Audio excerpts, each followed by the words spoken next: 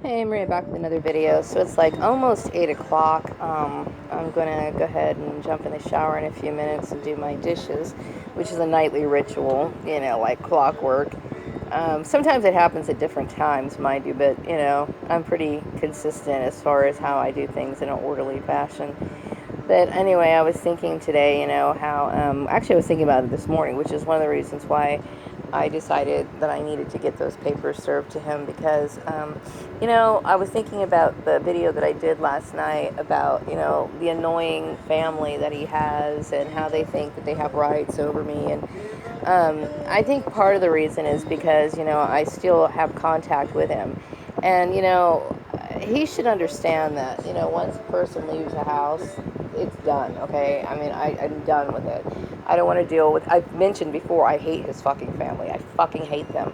And, the thing is that I don't, I'm severing ties with Joel. And I realize I need to get a storage place because I still have some boxes over at the house. Because I keep thinking that, the more I, try to be cordial to him, the more he thinks it's an opportunity for me to be with him. And I don't want to be with him. I don't. Anybody who tries to manipulate my life in that way is automatically going to be excluded in my life, period. I don't, and plus he's lied about it before, and it's like, don't play with my life, period. So I'm done with that. I'm just done. Um, you know, um, that family to me is they're like they don't seem to care that I don't like them. You know what I mean? It's like there's nothing in the world that's ever going to change my mind about that. I don't want anything to do with them. Okay, and so I just want to move on from that. As a matter of fact, my goal is to move on out of the town and forget everybody I've ever known that I met here. It's better for me that way. Um, I don't want to remember them. I don't want to remember this experience. I mean, slowly but surely, even the beginning of it, I've done a lot of videos on this whole issue, since I started making videos, counting little pieces here and there, and putting it all together. And it was just like one big ball of trauma that was unnecessary, completely unnecessary, and foolish too. And it made me lose a lot of respect for the people that got involved in it. And then also the employers that I worked with, for the very simple fact that, the intrusion in people's personal lives it's inappropriate. It's not appropriate. You know, and the very fact that there's so much, corruption that goes on, it's astounding. Also, the other issue that bothers me is I mean, it's more than just corruption. It's like this vile attitude and lifestyle that I see that is so prevalent. Um, that that when I look at his family and how people look at them, it makes me disgusted.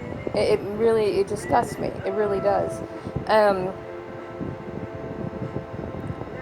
it's like people try to attribute certain characteristics to me because they're vile themselves.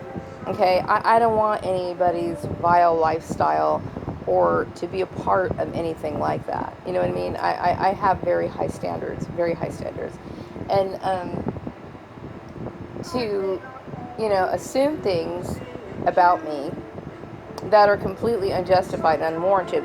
When I compare some of the people that I've worked with and got to know, now these women to me are like the epitome of what I would call loose women. You know, there's nothing about me that looks loose at all. So for people to try to even say something like that is insulting to me. It's just insulting to me. Um, Aside from that, um, I never liked his mother. I voiced that so many times. And I don't like what his aunt represents. And I don't even know the woman, okay? but yet they still had some sort of control over my life. Joel has no say so, should have no say so over my life at all, especially at this point, okay? Because, before I was going to, of course, my thing was he knew I was out of the house, but um, I wanted to give him the papers and then him understand that what was going on. To me, once a person leaves the house, they should know that, okay? But now that I've given him the papers, he's got the papers or whatever, I'm relieved, because now he understands, okay? Recently he invited me to a concert, and I kept thinking, oh, he probably just wants me to get out of the house because he knows I've just been sitting here or whatever. And then once again, here we go. People trying to give you things. I'm going to say no to the concert, okay? No to the concert, because I don't want him getting any ideas that I want to be a part of that ever again. I don't. You know what I mean? He's funny to laugh with on the phone or whatever, but I don't want to live in that house anymore. I don't want to be with him, period. And I want to move on. I want to forget the bullshit. And I sure as hell don't want to remember his family at all. Okay? I mean, there's really nothing to remember because I've only met them like a few times. And, I find it very strange that something like this could even happen. I really do. It is a very creepy, eerie feeling, that should never happen. Never happen. I don't hate him, but at the same time, I'm kind of like disgusted by him at the same time, because his behavior is completely inappropriate, especially when he knows that he's playing with my life like that. Okay, I don't forgive that. I don't. Um, his mother and his aunt and all these other people, I don't want anything to do with them people. And seriously, most of them, I don't even, if I was to encounter them, I wouldn't recognize them. So for them to even have some say-so in my life, it's just like, my God, I'm a completely unattached person, meaning I am on my own. You know what I mean?